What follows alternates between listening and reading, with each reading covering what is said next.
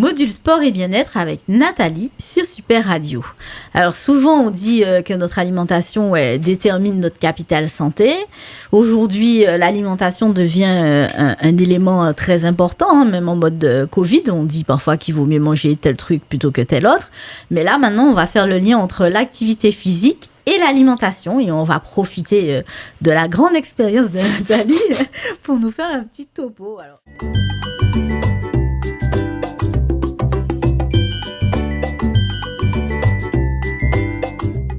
Est-ce qu'il faut avoir une alimentation particulière quand on fait une activité physique, Nathalie ? Alors, tout dépend, comme toujours, de l'activité physique, etc., de qui on est. Donc, si on a un grand sportif, évidemment, on a un régime particulier. Maintenant, normalement, non. C'est-à-dire, ce qu'il faut, c'est manger correctement. Manger équilibré. Manger équilibré. Alors, manger équilibré, alors, la phrase qui est vraiment assez simple à comprendre, c'est « on est ce que l'on mange ». Donc, ce que tu manges, ce que tu mets à l'intérieur de toi, c'est ça que tu vas transformer pour aller dans ton corps. Donc quand tu vois quelqu'un de rondouillet, tu t'as dit « oh là là, celui-là mange mal ». Quand tu vois quelqu'un... Alors, pas forcément, il peut y avoir des dérèglements, mais en tout cas, ça veut dire que la personne, en tout cas, est déséquilibrée dans la façon dont elle mange. Alors, peut-être qu'elle ne le sait pas, c'est-à-dire qu'elle a l'impression de manger sainement et que derrière ça, il y a plein de colorants, des tas de trucs, du sucre qui glisse partout. Dans toutes les alimentations, parce qu'il y a quand même du sucre, du glucose, enfin voilà, qui est très addictif. Il y a beaucoup de sucre caché, en fait. Voilà, qui est justement addictif pour nous obliger à continuer de nous alimenter de cette façon-là, etc., qui n'est évidemment pas une bonne alimentation pour nous. Et surtout, nous, aux Antilles, puisque ça a été prouvé qu'on nous a... drogués au sucre. Exactement. On avait un surcoût de sucre dans quasiment tout ce qu'on mangeait, tout ce qui était industriel. Et aujourd'hui, ça explique le taux de diabète prépondérant qu'il y a sur la Martinique. Donc alors, donne-nous des conseils. Pour rester en forme, finalement, il faut privilégier quel type d'aliments ? Alors déjà, il y a un truc qu'il faut comprendre, c'est que le sucre, c'est un poison. Et je pèse mes mots, c'est vraiment le terme, c'est-à-dire que ça n'apporte... rien au corps particulièrement. Donc effectivement, quand c'est dans un fruit, le corps l'assimile, mais en réalité, le foie, cette quantité de sucre qu'il doit digérer, enfin le foie, il digère pas, mais qu'il doit en fait transformer, ça use le foie, etc. C'est d'ailleurs pour ça qu'il y a tant de diabète. Donc le sucre, véritablement, si on peut éliminer tous les sucres supplémentaires, c'est une bonne chose. Alors c'est effectivement très compliqué parce que c'est addictif, donc on a l'impression que c'est bon, mais je ne sais pas si vous avez déjà fait des tests pour éliminer le sucre de votre vie. En fait, quand tu commences à éliminer le sucre, après, quand tu en reprends, c'est pas très bon. En fait, la sensation de goût super agréable, elle est due, en fait, on prend quand même 2-3 mois à sortir de l'addiction du sucre. Ah oui, c'est très long. Non, mais c'est très long, puis c'est vraiment un effort considérable. Quand on parle de sucre, on parle de sucre ajouté, de tout ce que vous mangez dans les pâtisseries, dans les boissons sucrées, voilà, tout ce qui est quasiment industriel. Mais bon, quand on va manger un fruit qu'on aura cueilli dans un arbre tout près de chez nous, là, il n'y a pas de risque. Ah non, il n'y a aucun problème. C'est un bon sucre pour le corps. Alors, je réponds à ta question, parce que là, je suis allée sur le sucre, parce que le sucre, c'est vraiment le gros problème. Alors, souvent, ce qu'on fait, c'est qu'on mange un petit peu de légumes et pas mal de féculents. Et en fait, il faut inverser. Il faut mettre un petit peu de féculents et pas mal de légumes. Et il y a plein d'études maintenant... En termes de proportion, ça donne quoi ?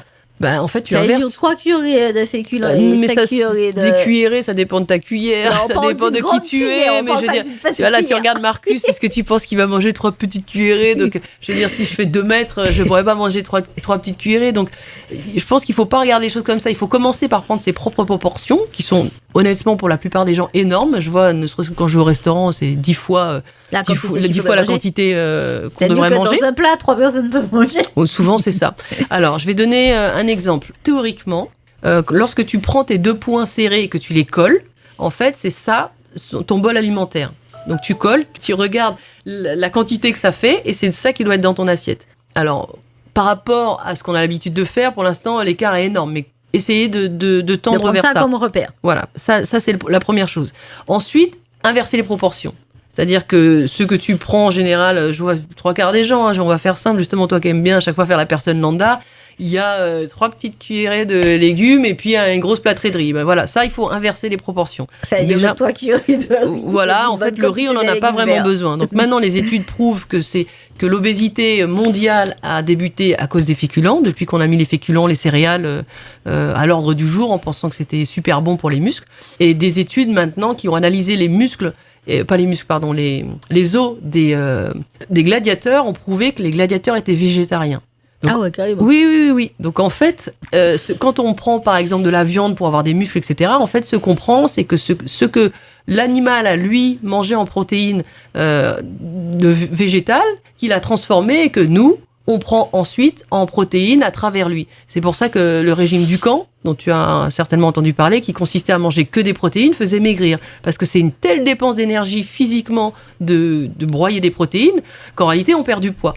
Donc les protéines, le corps, il en veut bien, etc. Mais en fait, il le prend à la base d'abord dans les végétaux. Oui, mais on a quand même démontré dans le régime Dukan que trop de protéines, ça fatiguait les reins. Mais bien sûr, justement. C'est exactement ce que je suis en train de te dire. C'est pour ça que penser qu'il faut manger de la viande, etc., pour avoir des gros muscles, c'est pas le cas.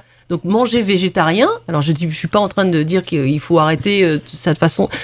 Je donne ce que je sais. Il faut privilégier en fait les végétaux. Exactement. On va dire ça comme ça. Et toutes les personnes, voilà. Non, mais de toute façon, il faut pas être catégorique. Voilà, si vous avez envie de manger même des pâtisseries, moi c'est. Après, c'est l'abus qui nuit en tout. Hein. Oui, de toute façon, mais je veux dire quand on n'empêche pas aux gens de manger une bonne glace, mais en manger tous les jours, ça devient. Voilà. Puis après, puis il y a la quantité. Moi, je sais que je fais évidemment attention à ce que je mange. Et pareil, on va dans un glacier, il faut voir la taille de la glace quand même. Alors oui, on regarde le truc, on se dit waouh, mais le truc il fait 40 cm de haut, il y a, je sais pas, 4 ou 5 boules, de la chantilly. Bon, ça prend des proportions. Voilà, et en fait, alors comme on a cette habitude-là maintenant, on se dit, oh ouais, génial, elle est super cette glace. En fait, elle est complètement démesurée. Enfin, je veux dire, c'est quand même censé d'habitude être un petit truc qu'on met à l'intérieur de nous.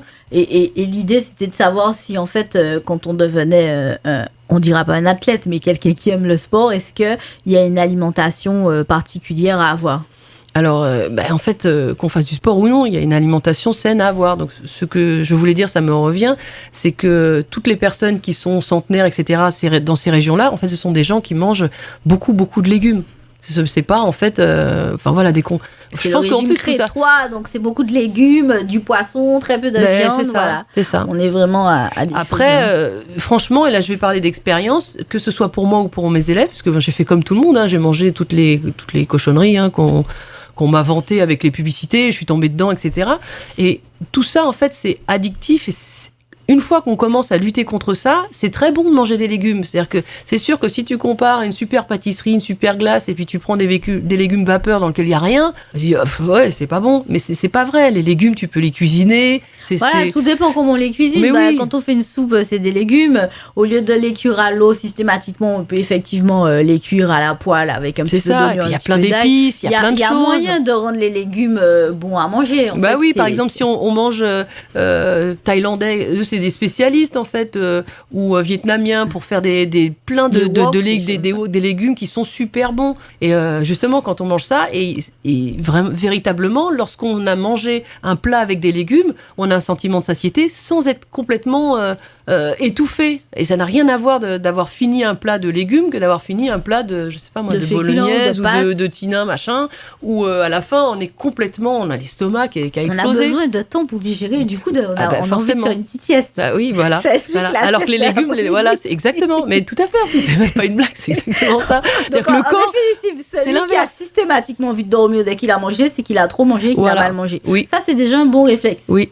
Non, mais c'est vrai. Et du coup, je conseille d'ailleurs même d'aller voir quelqu'un par rapport à ça, parce que finalement, il peut y avoir tout un déséquilibre qui fait que tu as beaucoup plus de dépenses d'énergie à essayer de digérer, etc., qu'à l'utiliser pour ton corps. Donc c'est quand même dommage d'utiliser ton corps pour digérer plutôt que l'inverse. Alors, on en revient à l'activité physique et l'alimentation. Est-ce que, par exemple, si je veux faire un footing le matin, il faut absolument que je mange avant ou j'y vais à jeun ? Alors, personnellement, je préfère y aller à jeun parce qu'en plus, je pratique le jeûne intermittent qui consiste à manger un dernier repas vers 18h et à remanger un repas à 10h pour laisser le repos au système digestif. Et ça permet justement d'éliminer tout ce que le corps n'a pas le temps d'éliminer, puisqu'on est dans une civilisation où on mange en permanence. Donc en fait, l'usine estomac, intestin fonctionne 24 sur 24 quasiment. Donc je sais qu'on a beaucoup dit ça, de surtout avoir un petit déjeuner, etc. Mais ça dépend des gens. On peut pas dire qu'il faut absolument déjeuner le matin. Moi, je suis mieux quand je déjeune pas le matin. Je suis plus...